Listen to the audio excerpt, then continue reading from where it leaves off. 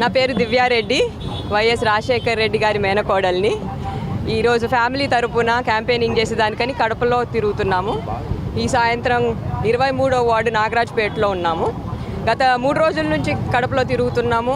ఇక్కడ జరిగిన ప్రతి డెవలప్మెంట్ చూస్తున్నాము. జగనన్న మనకి లాస్ట్ 5 ఇయర్స్లో పెట్టిన శ్రద్ధ, విద్య వైద్య రంగంలో పెట్టిన శ్రద్ధ ఇక్కడ చాలా క్లియర్గా కనిపిస్తూ ఉంది. ఈ కడపలో తిరిగి మన అందరితో మాట్లాడుతుంటే వాళ్ళు ఎంత ఆనందంగా ఉన్నారో గత 5 ఇయర్స్ పాలనలో, అండ్ ఎంత ఆశగా చూస్తున్నారో మళ్ళీ జగనన్నని గెలిపించుకోవాలని, అది చాలా క్లియర్గా కనిపిస్తూ ఉంది. మాకు ఇక్కడ క్యాంపెయినింగ్ చేస్తుంటే చాలా ఆనందంగా ఉంది. అందరితో మాట్లాడేదానికి వాళ్ళు ప్రతి ఇంటికి పథకాలు అందినాయి, ప్రతి ఇల్లు బెనిఫిట్ అయ్యింది జగనన్న పాలనలో. ఇది మాకు చాలా అందరి ఆనందంతో అని మాకు చెప్తున్నారు. ఇది జనాలు ఇది జగనన్న పాలన గుర్తించి ఎంత బాగా చేస్తున్నాడు, ఈ పనులు గుర్తించి అన్నకే మళ్ళీ ఓటేస్తున్నారని.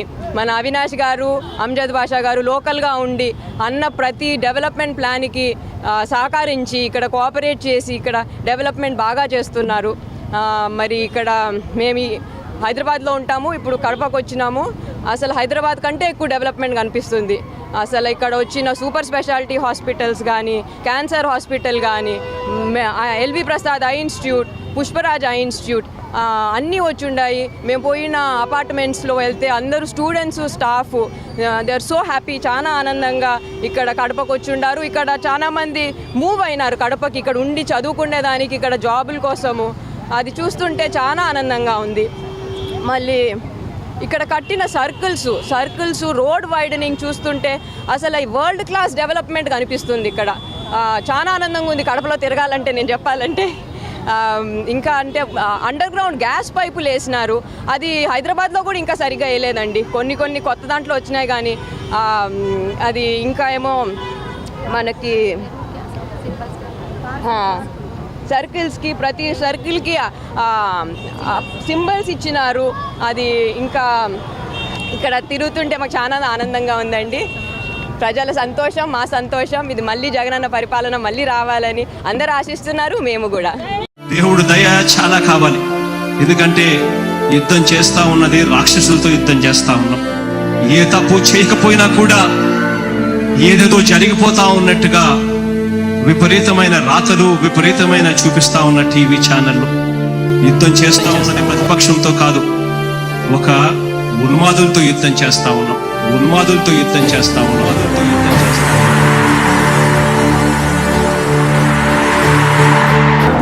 గుణకరుణ ధరణి సేవకుడ కలత చందకయ కారణ జన్ముడా,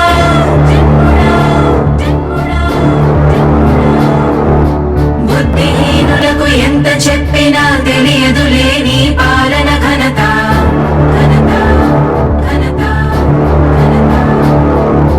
నువ్వేమ ధైర్యం, నువ్వేమ సైన్యం, నీ కండగున్నది జన ప్రభంజనం. ఆపకు యోధుడ నీ విజయపు పయనం.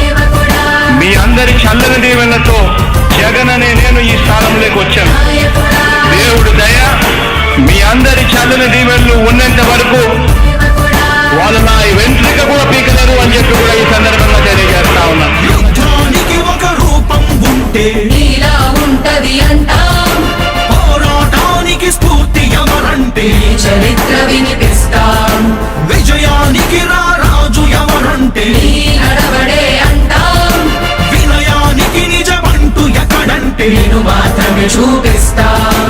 గజరాజుని భయపెట్టలేవుగా వీధి కుక్కల అరుపులు. ఆ సత్యం ప్రతి కుక్కకి తెలుసు ఆ పొద్దు అడుగులు. సూర్యకాంతికే తప్పలేదుగా గ్రహణ గడియల నిందలు.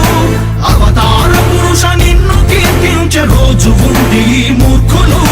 ముళ్ళ దారిలో నువ్వు నడిచి మగు పూల దారినే వేస్తున్నాడా? నిన్ను నిందించే వారెవరైనా మనిషి జన్మ కరువులుగా గలరా? స్వాగతం స్వాగతం సేద సేద సంరక్షకుడా, స్వాగతం స్వాగతం ధైర్య శౌర్య నవోదయుడా, స్వాగతం స్వాగతం శాంతి సంకేత సైనికుడా, స్వాగతం స్వాగతం పంచభూతాల రూపకుడా, నాయకుడా నాయకుడా నవ్యాంధ్ర నవ నిర్మాణపు శ్రామికుడా, శ్రామికుడా స్వాగతం వీరా సేవకుడా, సేవకుడా నిజ జీవితాల్లో పొడిచే ఉషోదయుడా, ఉషోదయుడా.